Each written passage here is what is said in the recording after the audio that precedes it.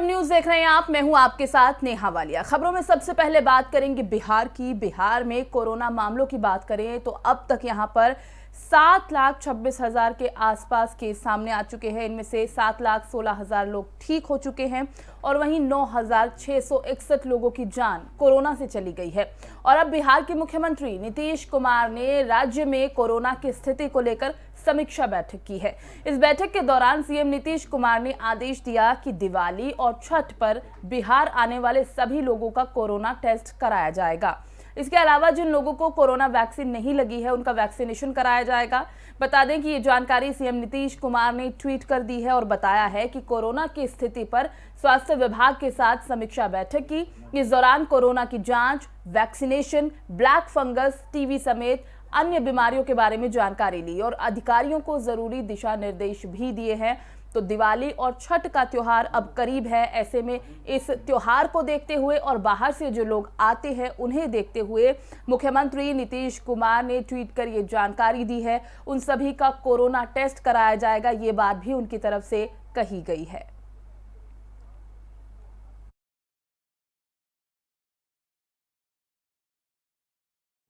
अब बात करेंगे केरल की, जहां पर बारिश का कहर जारी है। यहां साउथ और सेंट्रल केरल में लगातार हो रही बारिश से कई हिस्सों में बाढ़ और भूस्खलन जैसी घटनाएं सामने आई है। इस घटनाओं की अगर बात करें तो यहां पर 6 लोगों के मारे जाने की खबर है, जबकि 1 दर्जन से ज्यादा लोग लापता बताए गए। उधर राज्य सरकार ने बचाव कार्यों के लिए सेनाओं से मदद मांगी है। केरल में लगातार हो रही बारिश के चलते 2018 और 2019 जैसी बाढ़ की स्थिति बनती दिखाई दे रही है। हालांकि अधिकारियों का कहना है कि स्थिति नियंत्रण में है और किसी भी तरह से घबराने की कोई जरूरत नहीं है। मौसम खराब होने के चलते रेस्क्यू में भी परेशानी आ रही है। केरल में बारिश से जुड़ी घटनाओं में कई लोग जख्मी भी हुए हैं। राज्य के ज्यादातर बांध पूरे भर गए हैं और पहाड़ी इलाकों में स्थित छोटे शहर और गांव राज्य के अन्य हिस्सों से पूरी तरह से कट गए हैं। वहीं मौसम खराब होने के चलते पुलिस और रेस्क्यू टीमें प्रभावित इलाकों में पहुंच नहीं पा रही हैं। हालात अब खराब होते नजर आ रहे हैं। लैंडस्लाइड की भी स्थिति बन रही है, बाढ़ जैसी स्थिति बन रही है। कई हिस्सों में पानी भर गया है, जल भराव जैसी स्थिति है। 6 लोगों की मौत बताई जा रही है। और इसी के साथ आपको बता दें कि केरल में पिछले कई दिनों से लगातार बारिश हो रही है और कई हिस्सों में पानी भर गया है। 6 लोगों की मौत बताई जा रही है, 1 दर्जन से ज्यादा लापता बताए जा रहे हैं।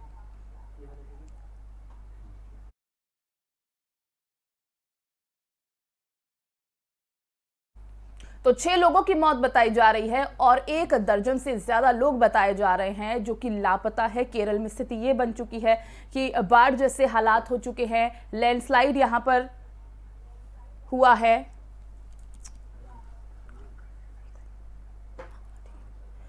तो बारिश की वजह से जलभराव जैसी स्थिति बन गई है। यहां पर लोग घबराए हुए हैं, परेशान हैं। रेस्क्यू टीमें मौके पर पहुंच गई हैं। लगातार कोशिश की जा रही है कि स्थिति पर काबू पाया जा सके, नियंत्रण पाया जा सके। तस्वीरें भी आप देख सकते हैं कि किस तरह के हालात हैं। और इसी के साथ आपको ये भी बता दें कि लगातार बारिश यहाँ पर हो रही है। हालांकि अनुमान यही लगाया जा रहा है कि अभी आने वाले कुछ दिनों में भी हालात यूं ही यहाँ पर बने रहेंगे। जो छोटे छोटे हिस्से हैं या फिर कहीं छोटे छोटे गाँव हैं, छोटे छोटे कस्बे हैं, वो शहरों से कट गए हैं, अलग हो गए हैं, क्योंकि बारिश लगातार हो रही है जिसकी वजह से पानी भर गया है, जल भराव जैसी स्थिति हो गई है।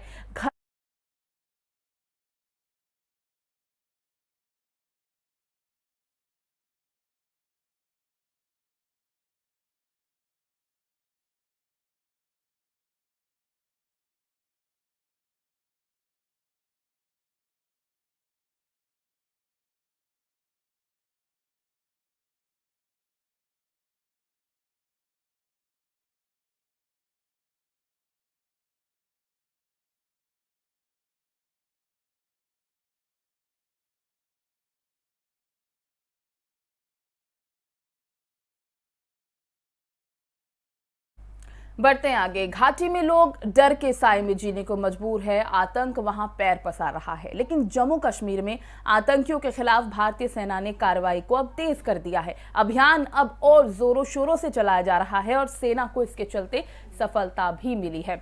शनिवार की बात करें तो वहां पर लश्कर-ए-तैयबा का कमांडर उमर मुश्ताक खांडे को ढेर कर दिया गया। जम्मू कश्मीर में सेना के साथ जवानों की हत्या करने में शामिल आतंकवादियों का पता लगाने के लिए पुंछ और राजौरी जिलों के वन्य क्षेत्रों में सर्च ऑपरेशन चलाया जा रहा है।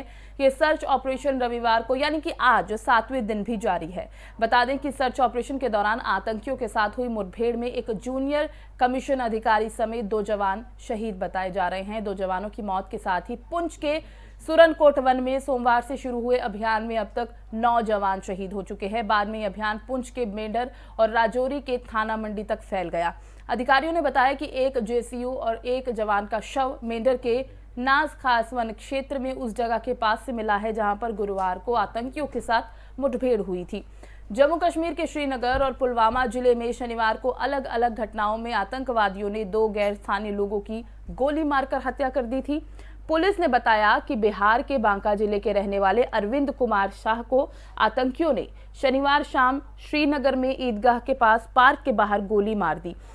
गोली लगने के बाद शाह की मौके पर ही मौत हो गई। वहीं पुलवामा जिले में आतंकियों ने उत्तर प्रदेश के मूल निवासी और पेशे से कारपेंटर सागिर अहमद को गोली मारी। अस्पताल में इलाज के दौरान अहमद की मौत हो गई है।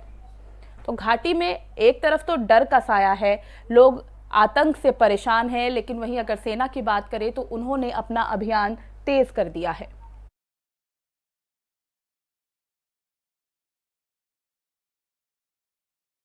के लिए रमेश मनवती हैं हमारे साथ, कश्मीरी पंडित वॉइस प्रेसिडेंट है हमारे साथ। इनसे इसी खबर पर पूरी बातचीत करेंगे। सर, पहले तो बहुत बहुत स्वागत है आपका एफएम न्यूज में।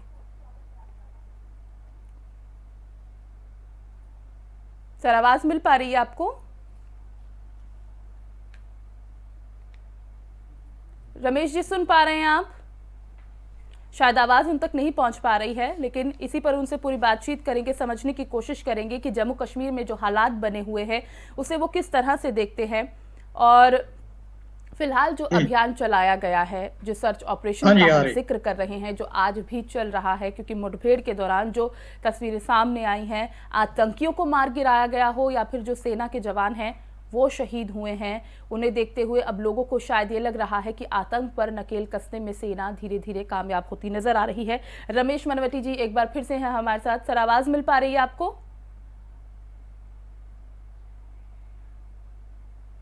रमेश जी, सुन पा रहे हैं आप?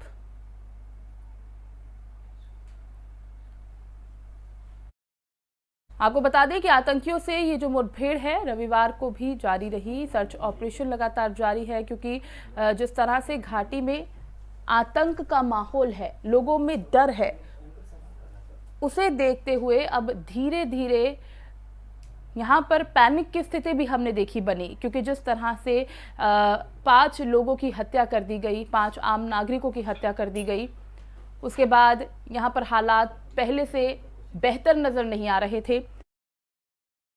मनवती जी हैं हमारे साथ। सर, एफएम न्यूज में बहुत बहुत स्वागत है आपका। आवाज सुन पा रहे हैं आप?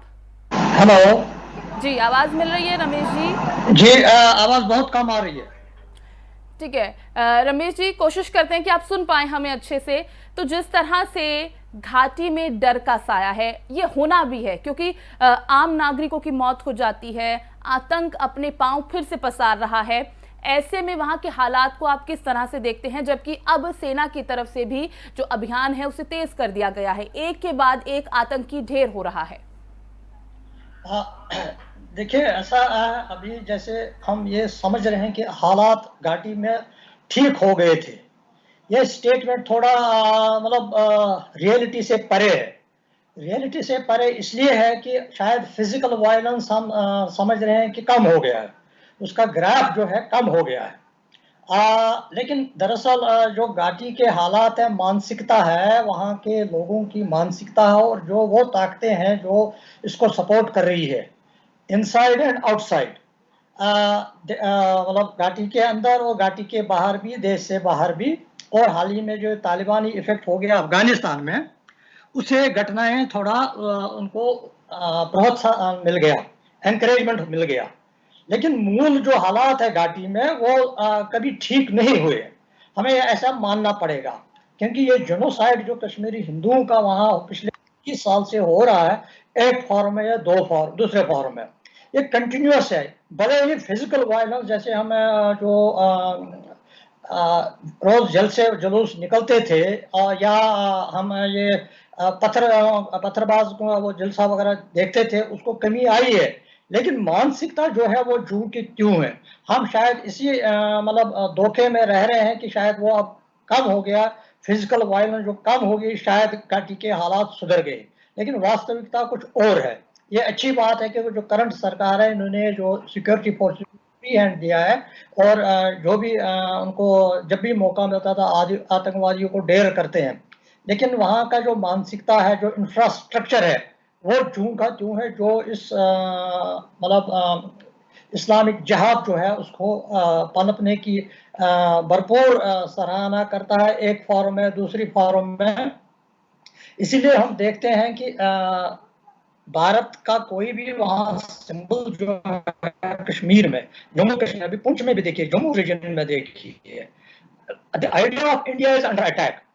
ये हमें समझना पड़ेगा। जब तक हम भारतवासी, हिंदुस्तान के लोग ये नहीं समझेंगे कि the idea of India is attack in the valley, ये हमें समझना पड़ेगा। खाली फिजिकल चीजों में ना जाए। ठीक है रमेश जी, यानी जो मैं आपकी बातों से समझ पाई हूँ सिंबलाइज कर रहे हैं, हिंदू वहाँ सिंबलाइज कर रहे हैं, इस वजह से वो ज्यादा इसमें प्रखर इसमें सामने आ रहे हैं। ठीक है रमेश जी, मैं ये समझ पाई हूँ आपकी बातों से, आप कह रहे हैं घाटी की जो तस्वीर है वो अलग है, लेकिन वास्तविकता अभी वैसी नहीं है जो हमें दिखाई दे रही है। लेकिन ये भी आपसे समझना जरूर चाहूंगी, हमारे दर्शकों को बताइए कि 35 से हटने के बाद जो तस्वीर होनी चाहिए थी वैसी भी नजर नहीं आ रही है अभी।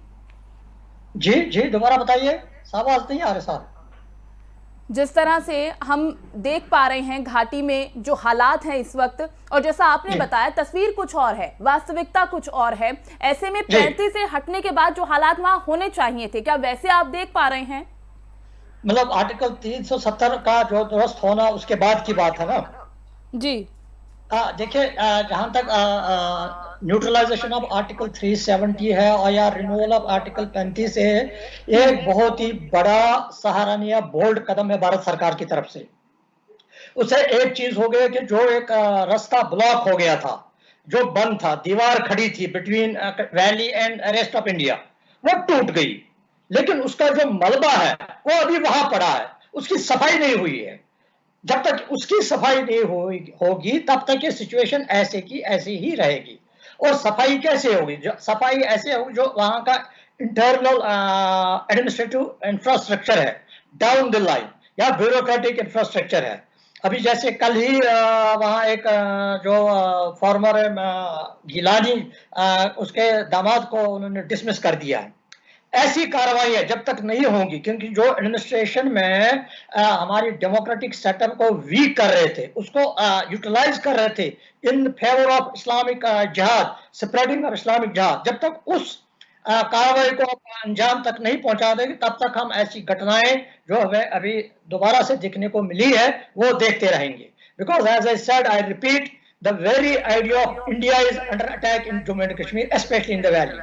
That is why Hindus are the direct target। पहले कश्मीरी पंडितों को चुन चुन के मारा गया, अभी भी मारा गया, ये ऐसा ही होता रहेगा till we do not address the fundamental issue जो है उसको एड्रेस नहीं करेंगे।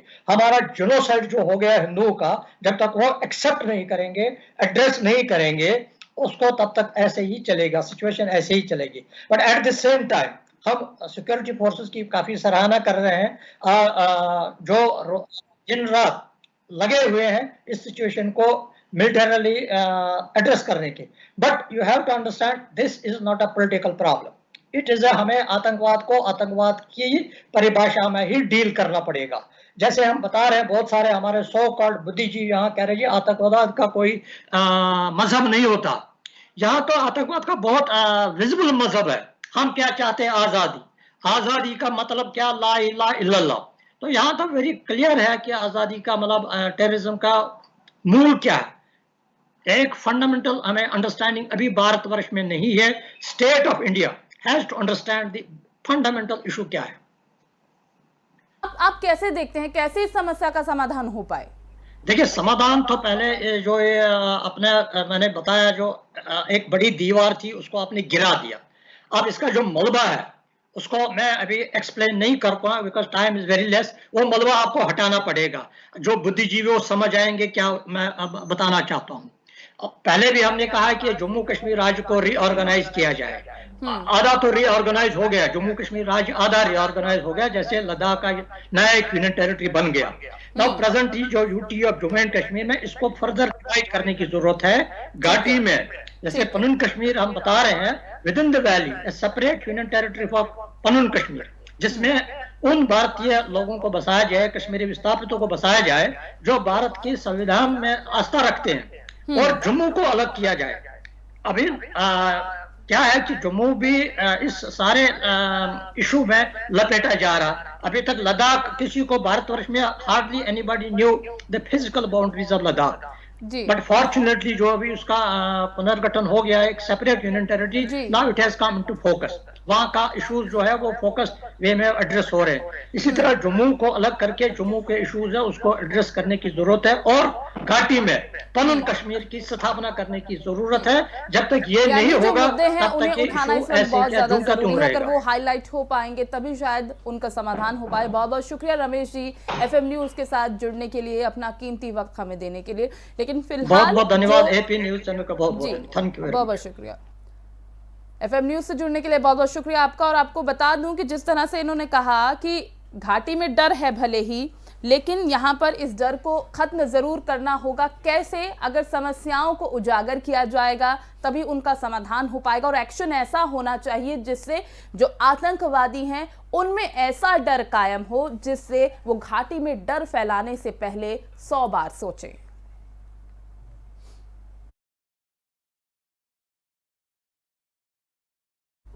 बढ़ते हैं आगे। अब बात मुंबई की, जहां मुंबई के डाक विभाग ने शहर वालों को नया तोहफा दिया है। डाक विभाग ने शहर में रहने वालों की सुविधा के लिए एक नई पहल की है। मुंबई के डाक विभाग ने शनिवार को राष्ट्रीय डाक दिवस के मौके पर Android mobile application know your postman launch किया है। इस ऐप के जरिए यूजर उस इलाके और क्षेत्र के पिन कोड और डाकघर के नाम से अपने बीट पोस्टमैन की डिटेल जान पाएंगे। इस कार्यक्रम को संबोधित करते हुए post master general Swati Pandey ने कहा कि मुंबई पोस्टल के क्षेत्र में अपनी बीट पोस्टमैन की डिटेल जानकारी का ये पहला आवेदन है। इस ऐप का इस्तेमाल कर नागरिक अपनी बीट पोस्टमैन की डिटेल जान पाएंगे। ये ऐप मुंबई पोस्टल रीजन के बनाए गए एप्लीकेशन को 16 अक्टूबर से गूगल प्ले स्टोर पर उपलब्ध करा रहा है।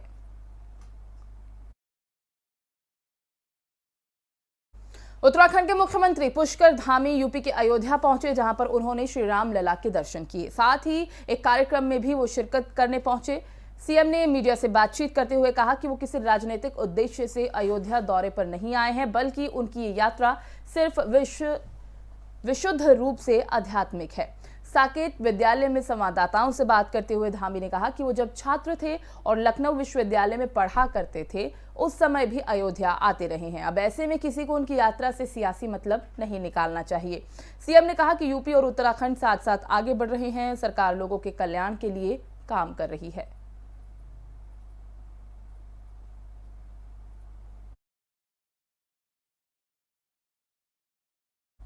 यहाँ रुकेंगे एक छोटे से ब्रेक के लिए, जल्द हाजिर होंगे।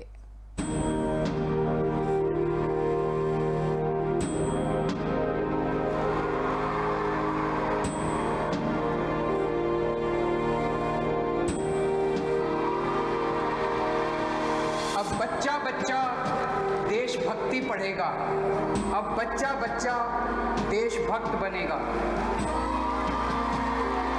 दिल्ली के स्कूलों में हमने देशभक्ति पाठ्यक्रम पढ़ाना शुरू किया है। जब हर बच्चा भारत माँ का वीर सपूत बनेगा, तभी बनेगा भगत सिंह के सपनों का भारत, तभी बनेगा बाबा साहब के सपनों का भारत।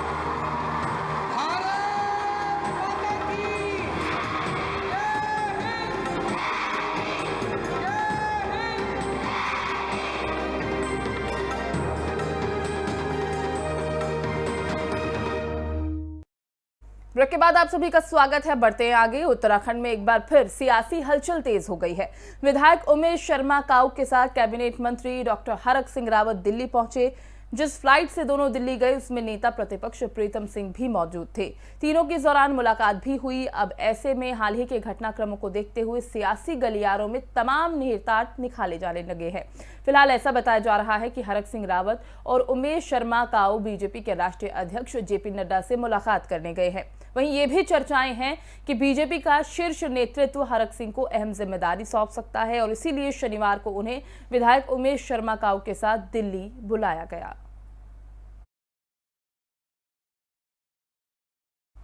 चारधाम यात्रा शुरू होते ही जोशीमठ में जाम लगने का सिलसिला जारी है और इन दिनों जोशीमठ में जगह जगह जाम लगने से लोगों को काफी ज्यादा दिक्कतों का सामना करना पड़ रहा है। बता दें कि जोशीमठ नरसिंह मंदिर बाईपास पिछले कई दिनों से लैंडस्लाइड की वजह से बंद है, जिसके कारण जोशीमठ में लंबा जाम लग रहा है। जोशीमठ में लगे जाम से बद्रीनाथ धाम में आगे जो आने वाले तीर्थ यात्री हैं उन्हें भी इस जाम से दो चार होना पड़ रहा है। हालांकि लोक निर्माण विभाग द्वारा बाईपास का काम शुरू कर दिया गया है। संबंधित विभाग के अधिकारियों की माने तो बाईपास खोलने में अभी लगभग 1 महीने का समय लग सकता है। वहीं डोईवाला में सहकारी समितियों ने आज से धान की खरीद शुरू कर दी है। धान खरीद की शुरुआत को लेकर किसानों में बहुत ज्यादा खुशी है।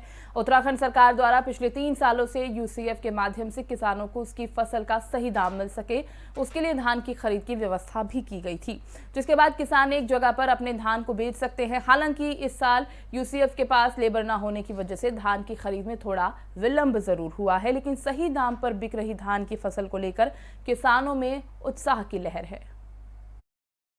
किसानों से मेरी यही अपील है कि वो एक तो धान को सुखा के लाएं, जो उसका मॉइस्चर है वो 17 से नीचे रहे, 17 से ऊपर ना जाए, और एक धान को साफ़ करके लाएं, क्योंकि उसमें फिर किसानों को भी दिक्कत होती है, हमें भी दिक्कत होती है। फिर मॉइस्चर वगैरह अगर ज़्यादा आएगा ना, नहीं इसमें थोड़ा दिक्कत आ रही थी हमारे पास लेबर की, तो लेबर आ गई है, अब कोई दिक्कत नहीं है। आज से वो धान खरीद शुरू हो गई है और 15 दिसंबर तक लगभग हमारे यहाँ के सारे किसान अपना धान हमें बेच देंगे। किसानों से मेरी यही अपील है। महंगाई के दबाव में ब्याज दरें बढ़ाए जाने के कयासों पर विराम लगाते हुए आरबीआई गवर्नर ने मौद्रिक नीतियों पर नरम रुख बनाए रखने का भरोसा दिलाया है। आईएमएफ और विश्व बैंक के साथ सालाना बैठक में उन्होंने कहा कि विकास दर में स्थिरता आने के बाद ब्याज दरें कम रहेंगी। गवर्नर शक्तिकांत दास ने दावा किया कि अर्थव्यवस्था अब कोरोना के दबाव से काफी हद तक बाहर निकल चुकी है और तेज सुधार की राह पर है। बावजूद इसके अभी कई क्षेत्रों पर अनिश्चितता के बादल मंडरा रहे हैं। अब ऐसे में मौद्रिक नीतियों का नरम रुख आगे भी बरकरार रखने की जरूरत है। National council of educational research and training यानी एनसीईआरटी ने शिक्षकों की ट्रेनिंग के लिए 3 नए पाठ्यक्रम शुरू करने की घोषणा की है। एनसीईआरटी के इन पाठ्यक्रमों की जानकारी सीबीएसई की आधिकारिक वेबसाइट पर भी उपलब्ध करा दी गई है। गौरतलब है कि एनसीईआरटी समय समय पर नए पाठ्यक्रम लॉन्च करता है। बोर्ड द्वारा जो ताजा जानकारी अपलोड की गई है उसके मुताबिक जनवरी से दिसंबर 2022 तक इस पाठ्यक्रम का प्रशिक्षण हासिल किया जा सकेगा। एनसीईआरटी द्वारा जो 3 नए पाठ्यक्रम लॉन्च किए गए हैं उनमें गाइडेंस और काउंसलिंग से संबंधित जानकारी दी गई है। पहले पाठ्यक्रम का नाम गाइडेड सेल्फ लर्निंग है, जिसे 6 माह में पूरा करना होगा। दूसरा पाठ्यक्रम इंटेंसिव प्रैक्टिकल है, जिसकी अवधि 3 माह की है, और तीसरा पाठ्यक्रम इंटर्नशिप का है, जिसे 3 महीने में पूरा करना होगा। पाठ्यक्रम से संबंधित ज्यादा जानकारी के लिए शिक्षक एनसीईआरटी की आधिकारिक वेबसाइट www.ncert.nic.in पर विजिट कर सकते हैं। और इसके अलावा एनसीईआरटी ने यह भी जानकारी दी है कि लिखित परीक्षा और इंटरव्यू के आधार पर इन पाठ्यक्रमों के लिए शिक्षकों का चयन किया जाएगा।